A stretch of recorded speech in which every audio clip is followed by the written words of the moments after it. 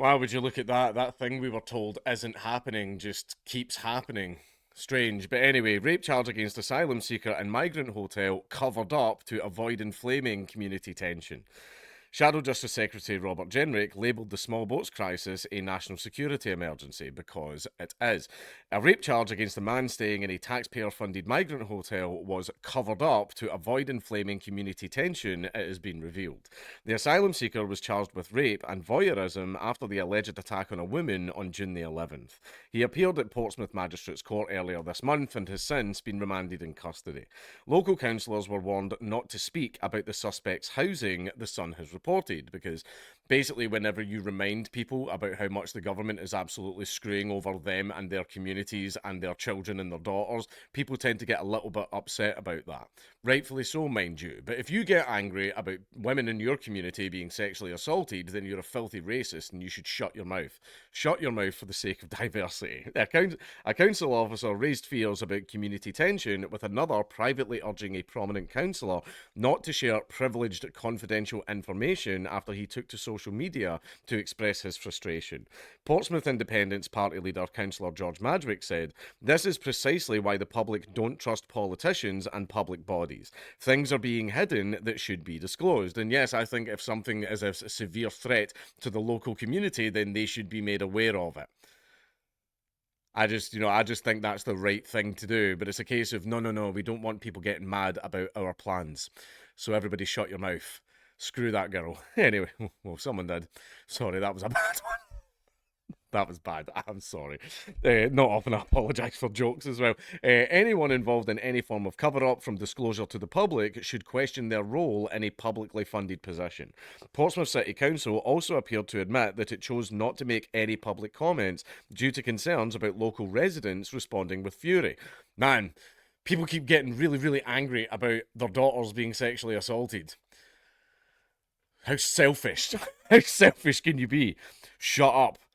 Shut up, we need migrants, we need wagey slaves. A spokesman said, "We knew that the Home Office accommodation link would become public knowledge through the court proceedings, and based on events elsewhere in the country, we're conscious there may be community tensions related to it." I like how they're now very, very aware that the public is fucking fed up. The public is just fed up with this stuff, and they know that they're going to react rather violently, and rightly so, if you ask me, especially when it comes to young women being sexually assaulted. So that they're just covering it up now. They're just not telling anyone. Basically, there is a severe threat to the local community, and the government's going, shh, don't tell them. Don't tell them. And I'm like, and so these people can still let their daughters roam the streets at night when there's a migrant hotel nearby. It's weird that it keeps happening at migrant hotels. It's weird anytime a migrant hotel pops up, a bunch of schoolgirls keep getting messages on Facebook from a bunch of strange men asking for their phone numbers and asking to meet up with them and stuff like that. That keeps happening. It's strange that, isn't it? But shh, you're not allowed to talk about it, you dirty, dirty racist. However, the revelations were met with fury from both Shadow Justice Secretary Robert Jenrick and Reform UK leader Nigel Farage. Jenrick told The Sun that the perception of a migrant cover-up was growing. He added, "The illegal small boat crossings are a national security emergency," because they are. We've seen terrorism, murders, and rapes from those who've come here illegally. It's outrageous. Women in towns with asylum hotels shouldn't have to live in fear. I agree. The authorities must trust the public with the truth and act to protect them. Meanwhile, Farage demanded those involved in hiding the truth face the sack. Absolutely. Absolutely, because if you're in a job as a public servant and you are not serving the public, in fact, you are withholding information to protect your little plans for mass migration at risk to the public, then yeah, you don't belong in that position. You're not serving the public, you're serving a bunch of foreigners because you need wages. You need bodies for the upcoming war with Russia, China, and Iran. And you see, when you go in there, go up to them with conscription papers, what do you think's going to happen? Yeah, I'm sure that plan will work out. He claimed the council officials who hid the truth about these serious allegations should immediately face the sack. Decent people are getting angrier every day. Yes, they are. Revelations about an alleged cover up come just days after Baroness Casey's damning grooming gangs probe admitted that authorities were in denial about the ethnicity of the perpetrators. Now, a lot of police officers, especially the ones I've spoke to, they know full well they're just not allowed to talk about it. That's an elephant in the room that they are just not allowed to point out. But anyway, Casey, who revealed that there was an example in Rotherham of a document redacting the ethnicity of the Pakistani perpetrator with Tipp-Ex, said, I thought whoever did that inadvertently was giving ammunition to the English Defence League that were every week in and out campaigning and doing their stuff in that town. I think the problem is that people are worried about being called racist. That is what it is. You've even had police officers, and this isn't me, this was even reported in the media, that police officers didn't want to come out and say Pakistani grooming gangs because they were worried about being called racist. That's why. So basically, it was covered up because people were very, very worried about mean things being said to them. Because there was a time when being labelled as a racist was an awful, awful, terrible thing, and nobody wanted it because your entire life would be ruined. So it created a chilling effect where people would totally toe the line to make sure that that wouldn't happen, and as a result, a bunch of young girls got raped. Yay, diversity. If good people don't grasp difficult things, bad people will, and that's why we have to do it as a society. In her report, Casey added, flawed data is used repeatedly to dismiss claims about Asian grooming gangs as sensationalised, biased, or untrue.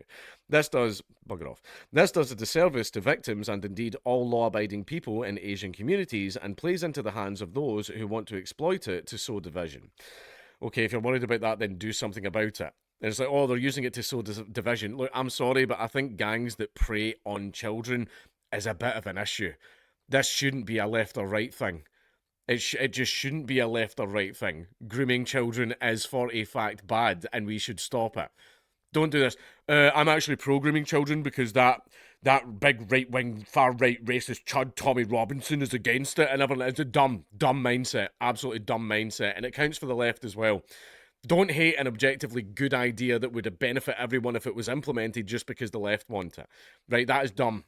That's dumb, but basically there's been too much division between either side that even if one side wants an objectively good thing that would benefit everyone, the other side is going, no, and harassing the hell out of it, and then none of it passes. And we don't get any. This is why we can't have nice things.